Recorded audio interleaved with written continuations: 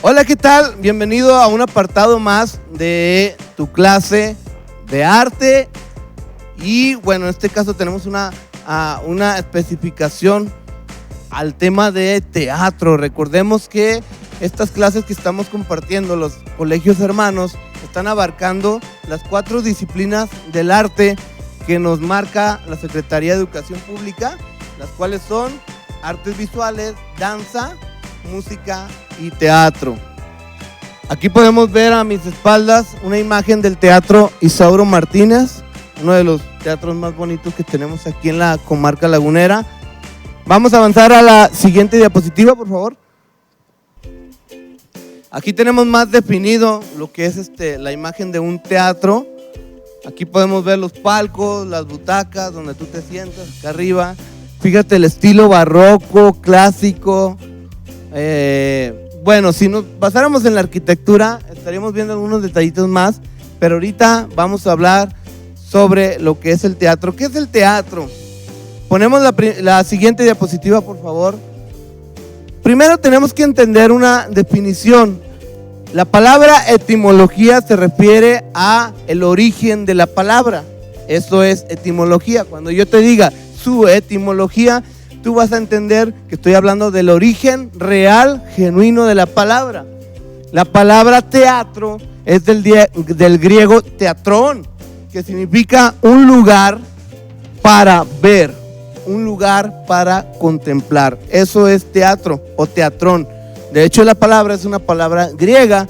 Y hablando de griegos, te quiero comentar, el teatro, aunque tuvo sus orígenes en los primeros inicios del ser humano sobre la tierra, cuando él trataba de contar una historia a sus generaciones, también el teatro podemos encontrarlo, o más bien su auge, a través del pueblo griego o de la nación de los griegos, vaya, vamos a llamarlo así. Los atenienses en aquel tiempo, y estamos hablando de hace aproximadamente más de 2600 años, entre el siglo V, siglo VI, si no me equivoco, si es que no tengo mala memoria en esos aspectos, tenemos ahí, por ahí un dato de la historia que nos dice que los griegos comenzaron con esto del teatro. ¿Qué fue lo que hacían ellos? Esto del teatro no comenzó precisamente como una cuestión de entretenimiento o de cuestión educativa en cuestión del arte, de apreciación. No. Esto comenzó como un ritual que se ofrecía o que se presentaba a un dios que era el dios Dionisio, el cual ese dios para los griegos representaba, pues ahora sí que el dios del vino y de la fertilidad y otros aspectos. En aquellos tiempos, cuando ofrecían este tipo de ritual, el sacerdote se ponía como en una tabla o un pedazo de madera cuadrado, no sé exactamente cuál era su forma, y se paraba frente a los espectadores y comenzaba en su ritual a hacer una especie de narración sobre quién era el dios Dionisio, qué era lo que hacía, una historia, ¿no? Y esa historia pues estaba representando un ritual a ese dios. No obstante, con el paso del tiempo, se fue tomando esto tan muy apegado a los atenienses, que lo empezaron a repetir de una forma constante y le vieron utilidad en otros sentidos. ¿Cuáles sentidos? Empezaron a narrar las historias de sus dioses, de sus soldados, de lo que acontecía. Empezaron incluso a plasmar ideas, a plasmar fábulas, mitos a través de la narrativa actuada, ¿no? De la actuación, vaya. Y la presentaban al público y el público aplaudía y se entretenía, y esto era como un acto. Pues ahora sí que había una sinergia, porque actuaba tanto el público como el actor, estaban en constante retroalimentación, y esto los hacía que el teatro tuviera un auge, o más bien no tuviera, tuvo un auge importante sobre la historia, tanto así que se fue consolidando, se marcaron pautas, y esas pautas nos dieron ahora muchísimas variaciones del teatro, como lo es el cine, la actuación, las obras, el escrito de las obras de teatro y un sinnúmero de aspectos que tenemos que tomar en cuenta. ¿Qué fue lo que vimos en la clase de teatro o qué es lo que vamos a ver? Lo primero que tenemos que saber es aprender a escribir una obra de teatro. Yo te voy a encargar que ahí en tu casita me inventes una historia. Me vas a inventar una historia que cuente con los elementos básicos de la narrativa. ¿Cuáles son los elementos básicos de la narrativa? Pues un inicio, un desarrollo, un nudo y un desenlace. Esto tú lo viste en la clase de español.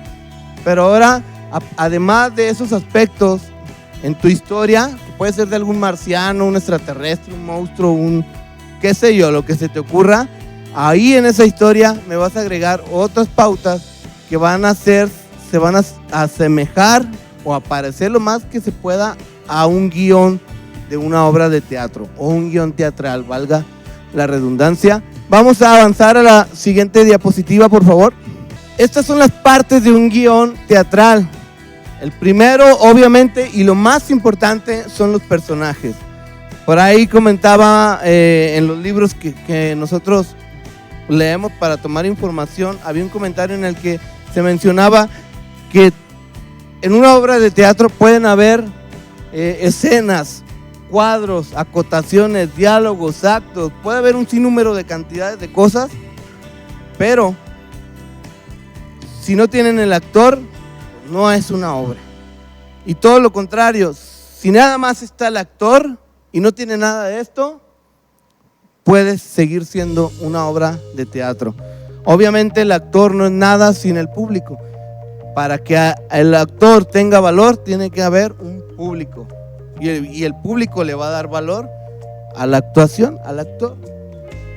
¿Qué es el personaje? El personaje es el que define la obra, ¿no? Nos presenta una historia, nos presenta una situación de la vida y nos hace ponernos en el lugar del actor.